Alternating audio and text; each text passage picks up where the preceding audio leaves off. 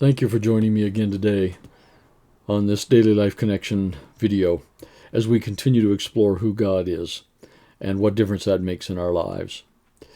We were talking yesterday about the story in Luke chapter 24 on the Emmaus Road and how God in Christ drew near to and walked with those two disciples and what a difference that made in their lives.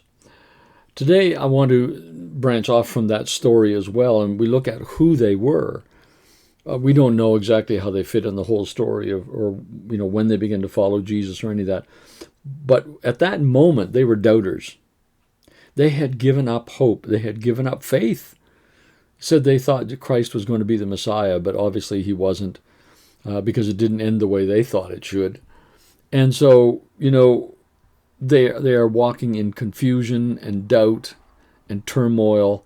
In fact, they're walking away from the body of believers. They're walking away from what they have been involved in. They're walking away from their faith, if you will. And Christ comes near to them and walks with them.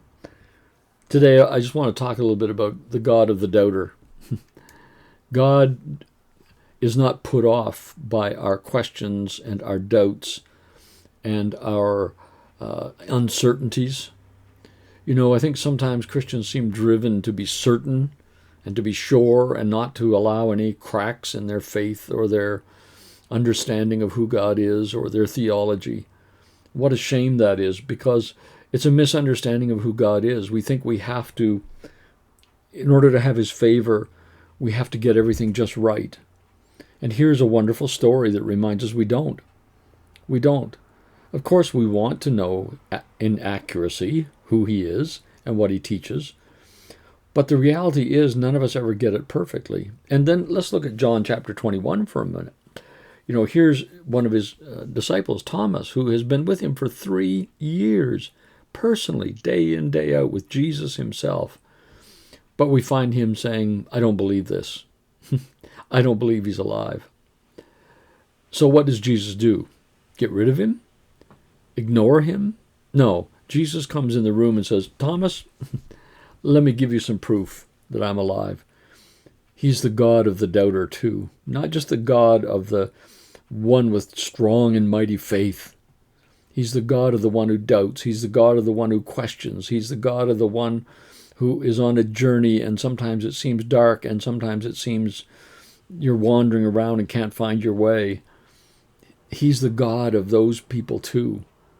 So I want to encourage us today. I think if we're honest, I think every follower of Jesus at some time has doubts, has questions, looks at things and say, I don't know exactly what I believe about that or this, or, and is it what this church teaches or is it what that church teaches, or, and sometimes some of the details are hard.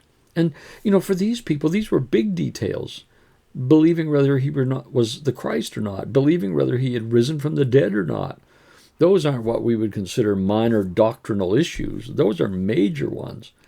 And yet we find Jesus himself drawing near, walking with them, Jesus appearing to Thomas and giving him proof of his living presence with him. That's the kind of God he is. He's not going to turn his back on us because we doubt or question or wonder. He will walk with us through that journey of discovery. Now, here's the really good part of this.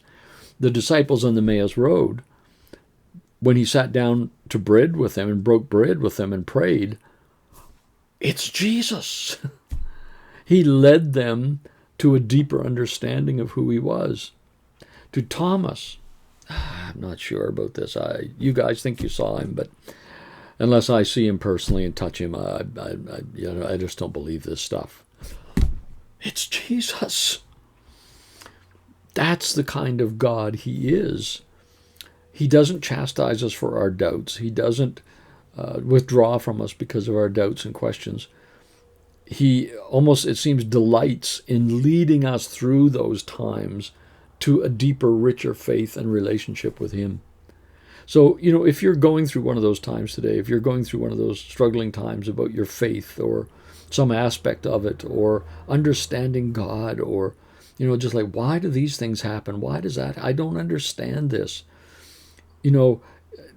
Just be patient, because he's drawing near, and he's the God of the doubter. He's the God of the questioner. And he will lead us. He will lead us to a deeper, richer revelation of who he is. So that's my prayer for us today.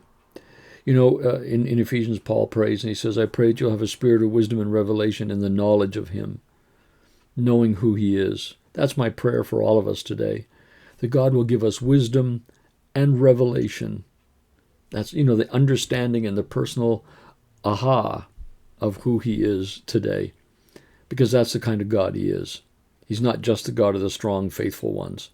He's the God of the weak and the doubting and the questioning. That's our God. God bless. We'll talk again tomorrow.